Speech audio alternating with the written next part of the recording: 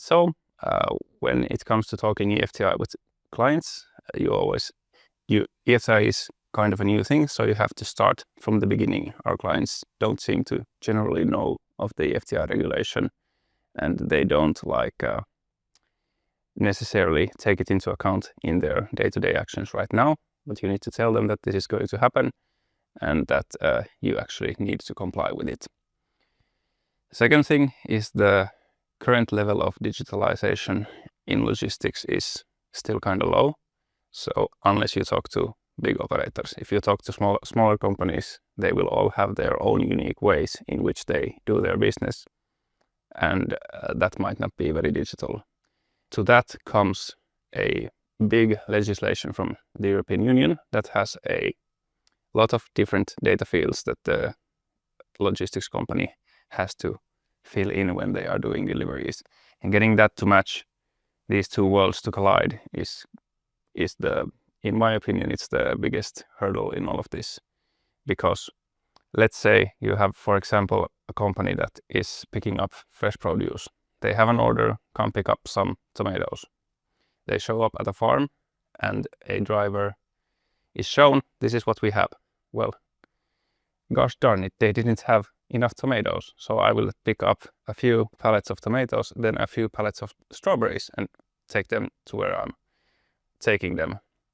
And while I do this, my goal in logistics is to get the truck moving as fast as possible.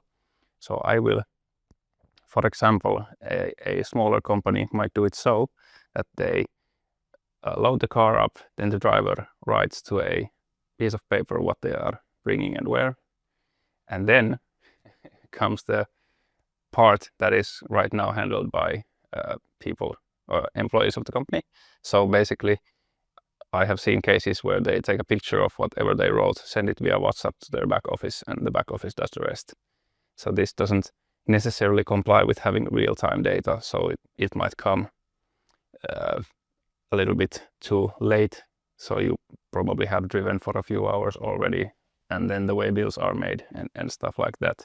So getting the real-world operations to match with what the legislation is asking for is the biggest thing, and it will require a sort of shift in how the companies work. So it probably, I'm not sure in all cases, it might require giving the drivers of the trucks in case of road transport more access to the data that they are supposed to generate, or finding a way to automate that data generation, which is probably what everyone will try to do, because you don't want also the driver to be spending their time trying to tap in somewhere that they are today delivering tomatoes to this point, and so on. So I see the issue being on the smaller companies. They have to change their ways of working in order to be compliant with eFTI, or find new ways of working. So that's the number one thing is matching real world with what the legislation wants.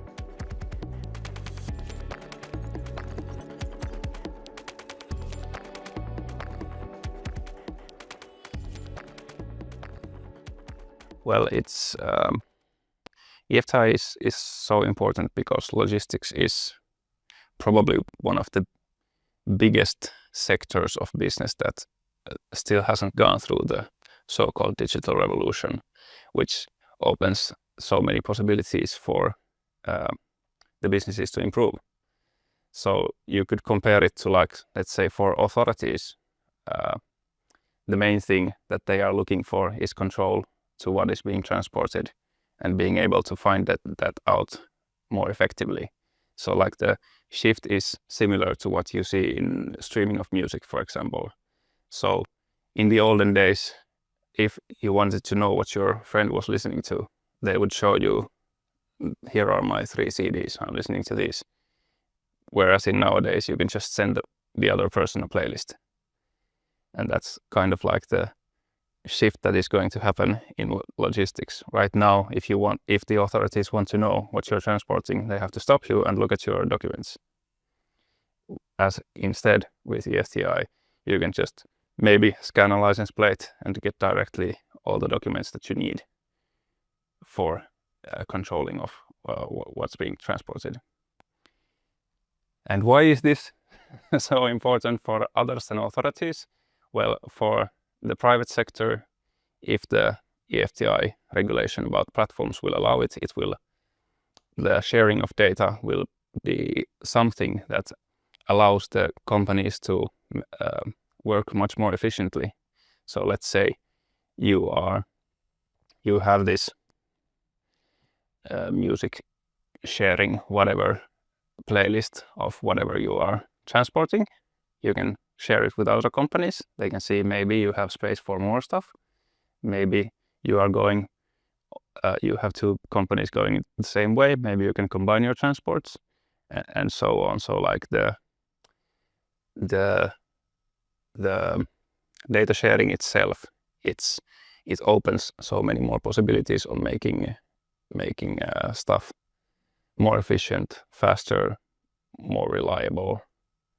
What the eFTI does, it levels the playing field, because right now you have big companies who do data sharing and collect all the data, but that is expensive. But once you have the eFTI regulation in place, everyone needs to do it. So everyone is already digital. So you can do the data sharing between big and small companies and so forth. So it levels the playing field for everyone.